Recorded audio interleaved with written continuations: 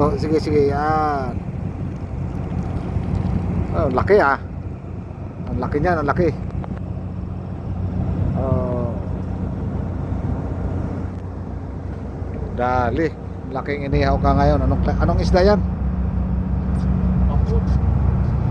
Pakoy, pakoy. Ayun. Ah, laki. Laki ng pakoy. Oh. Wow. Masarap yan inihaw. Bukas. Ito yung pakoy na puti. Talagang masarap na inihaw. Uli talaga siya. Mataba yan. Ito yung pinakamataba na pakoy. Kulay puti ito, hindi ito yung itim eh.